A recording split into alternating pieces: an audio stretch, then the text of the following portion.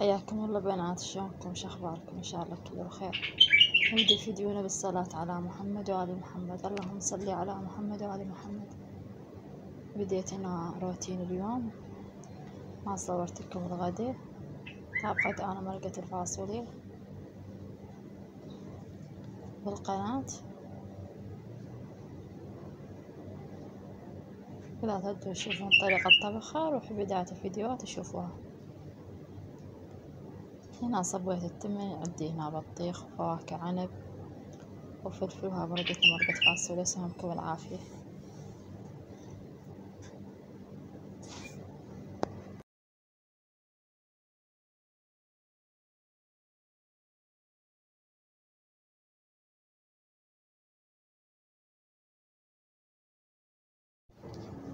وهنا بعد الغداء سويت حلا بارد سهل بسيط كلش، يفيد وقت الجو حار. عندي هنا كوب من الماي، حطيت عليه خاشوقة ونص من الكاستر وخاشوقتين من الحليب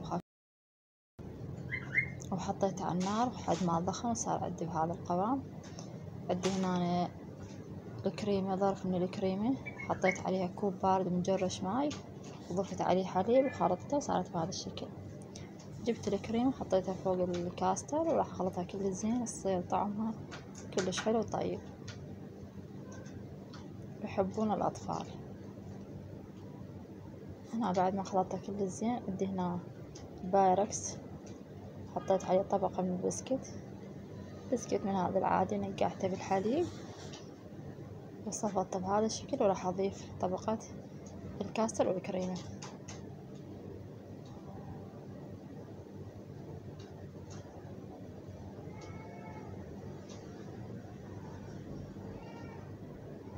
وهنا راح أصفط الطبقة الثانية من البسكت.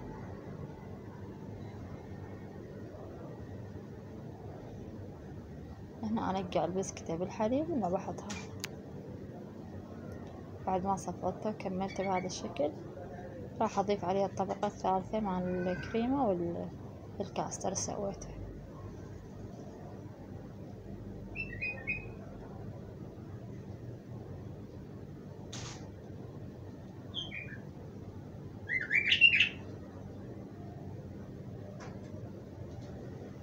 بعد ما كملته راح أزين أي شي فواكه عندكم تزينونه، تفاح، خوخ، أي شي.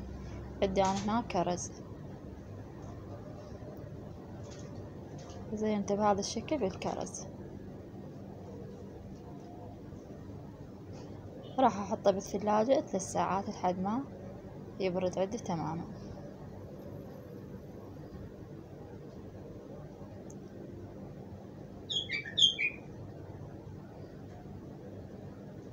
هاي بعد ما حطيته بالثلاجة 3 ساعات طلعته، راح أقطعه.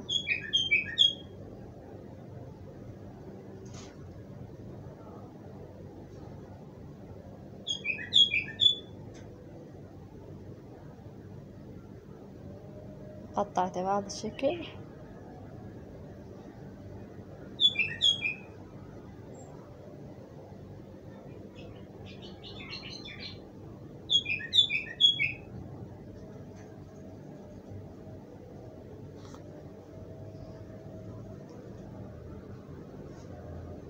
وبعد ما قطعته بهذا الشكل قاعد أوريكم شكله.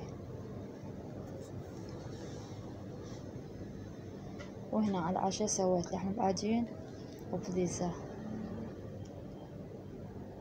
عندي هنا 3 أكواب من الطحين، حطيت عليهم خاشوقة من الشكر وخاشوقة خميرة وشوية سودة وملح. راح أخلط المواد وأعجنهم.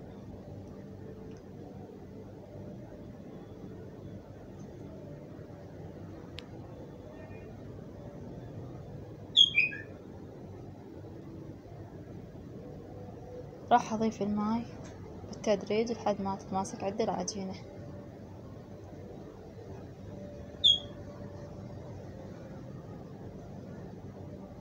وهنا بعد ما لميت الطحين وعجنته راح أضيف له زيت وأبقى أعجن به.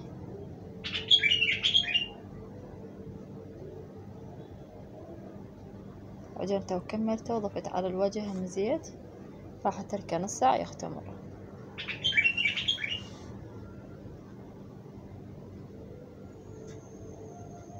وهنا بعد ما اختمرت العجينة عندي صارت بهذا الشكل، راح ابدأ اقطعها.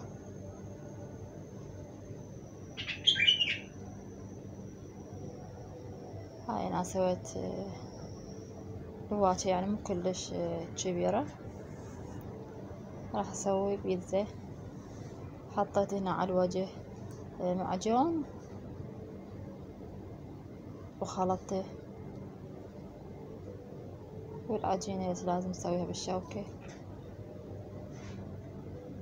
حطيت معجون وكاتشب خاشوق وشوية ملح، راح اضيفها على العجينة.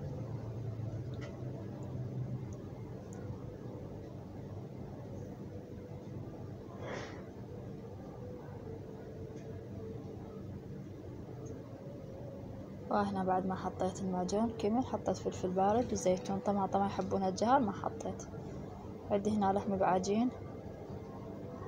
حشوة اللحم بعجين كلش سهلة، ان شاء الله هم اسويها وياكم. وهاي هنا البيتزتنا بعد ما استوت وصارت بهذا الشكل.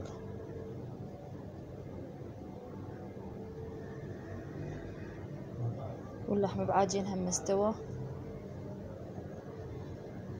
وصار كلش ترف، عجينته كلش حلوة.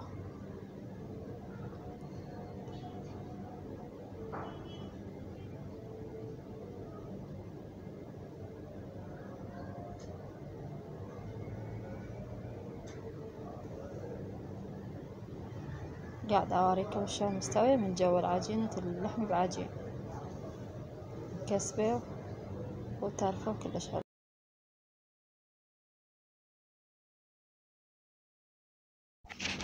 وهنا وصلت لنا هدية من كربلاء. اجى ابو مشتبه من الزيارة، يا رب يرجع زوار ابو عبد الله سالمين ويرزقنا زيارة الحسين وشفاعته بالاخر يا رب العالمين.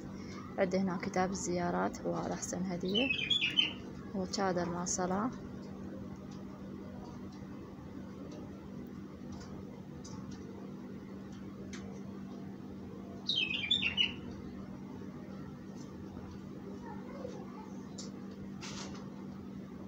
نوعيتين هاي كلش حلوة.